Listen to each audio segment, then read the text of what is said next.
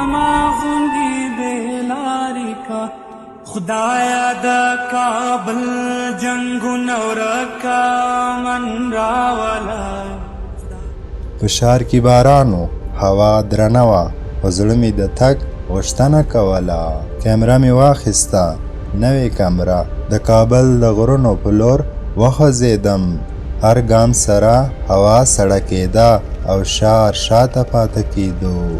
کله چې ورسېدم هلته باران نه و، هلته واوره وه.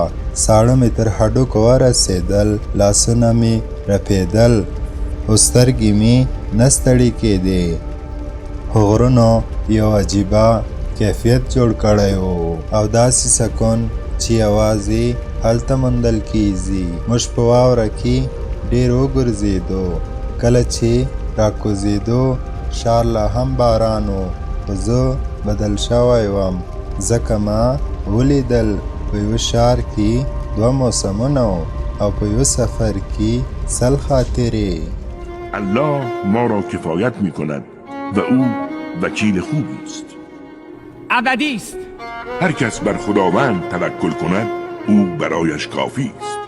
اگر خدا روزی بندگانش را بیفزاید در زمین فساد و تباهی به راه میاندازند. برای همین آنچه را بخواهد به اندازه نازل می کند، زیرا او به احوال بندگانش آگاه و بیناست. او کسی است که باران را بعد از آن که مایوس شده‌اند نازل می کند و رحمتش را منتشر می سازد، زیرا او سرپرستی در خور ستایش است. سلامونه، زه بلال خان د الله تعالی رحم کرم او فضل دی تاسو ټولو باندې. نن له خیره یو ناشنا ځای، یو خوندور ځای واورم سوې ده. نو ورور دا کیمره رانیولې ده، نو کوشش کومه چې په دې نوي ټول باندې تاسې باندې دا نالیدونکی ځای، ښایسته ځای در باندې ووینم. ماشاءالله دوستانو، څه یو خوندور وطن. هوا زیاته سړه ده او یخ مو اوس. سفر مو تازه شروع کړو د ډېره وخته بعد.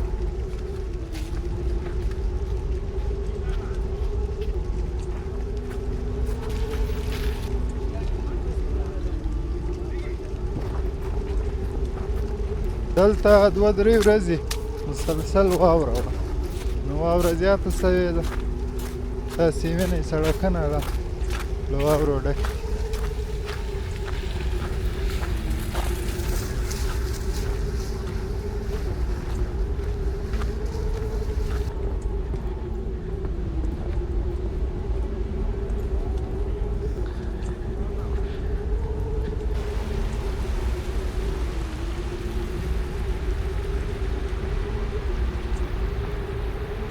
ماشاءالله د اوبو ډېر خوندور شور ده. نو واوره سخته زیاته سوې ده. له ډېره وخته بعد بیا یو مختصر سفر په دې ساړو وطن کې ګرځم. ماشاءالله داسې 1 متر واوره سوې ده که تاسې وینئ.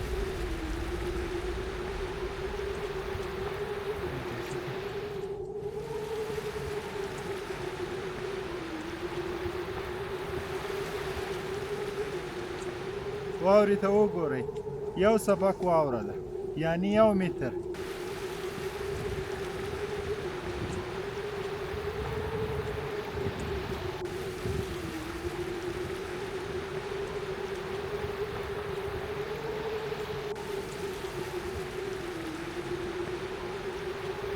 دوستانو پلانو ته وګورئ، ډېره ژوره واوره ده.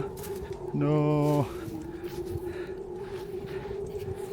دغه د ورور کې روان ده، ډېر زیات یخ ده. د انسان حال دا دی چې کله پر هغه باندې کوم سخت وخت راځي نو په ولاړې ناستې او ملاستې مونږ بلي، خو کله چې مونږ د هغه کړاو ایسته کړو نو داسې ځي ووځي چې ته به وایې هغه هېڅکله په خپله کومه بده ورځ کې مونږ له سره بللي نه وو. په دې ډول له حده تېري کوونکو لپاره د هغوی کړه وړه ښایسته کړی شوي. واوره سخته زیاته ده، نو وضعیت یې ورور تاسې وینئ. ماشاءالله خوند یې اخیستلی سو، ډېر بره دي راوختل.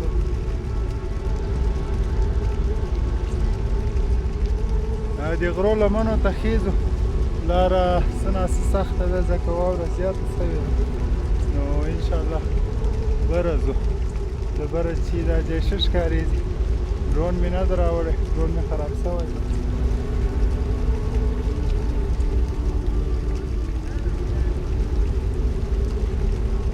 په دغه ځای کې به لږ دا کیک مو راواخیست ملګري ته مو وویل ملرۍ کړی دې یمه خو خوراک نه راباندې کېده خو ظلم ده ته یې ویلی دا وخوره د خولې خوند به دې لږ جوړ شي نو اوس یې نوشي جان کوو که څوک دا فکر وکړي چې الله تعالی ما ډېر په نږدې اوري او ویني مې نو هغه د خپل ژوند مشکلات کیسې بل چاته نه کوشش کوي چې شکایتونه له چا چې ونه کړي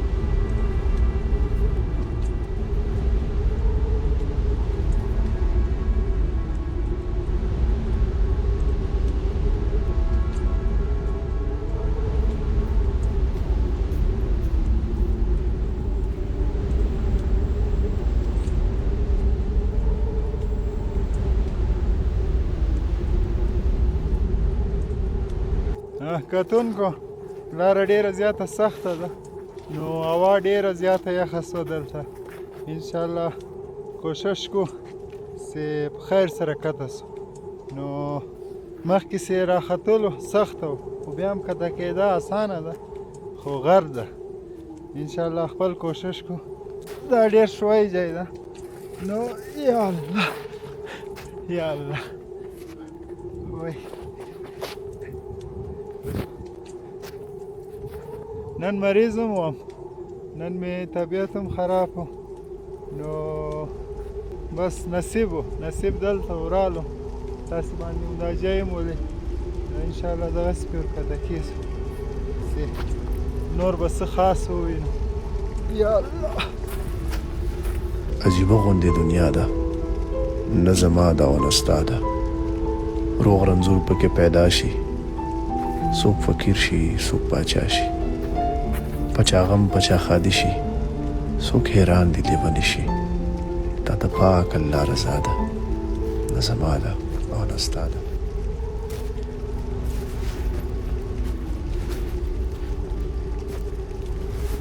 کتونکو دلته مو لږ دمه وکړه واوره ډېره زیاته ده نو سړی چې نشان کې جوړوي د پلو نو سړی ستړی کوي اول ځل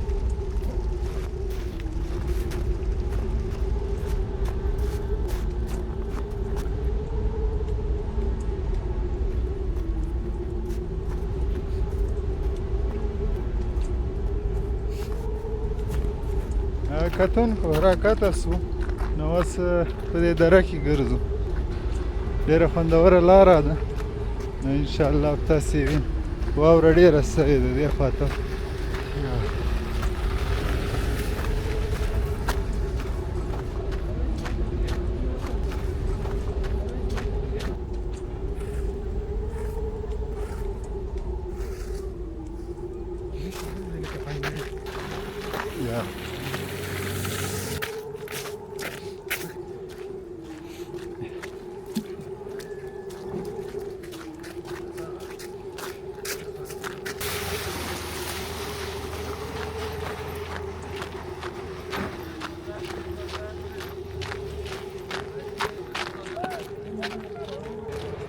دا ځای ډېر زیات یخ والی ده کتونکو نو موټر یې ډېرې په سختي باندې کته او پورته کېږي یا الله دلته موټر هم پنچر شو نو یا الله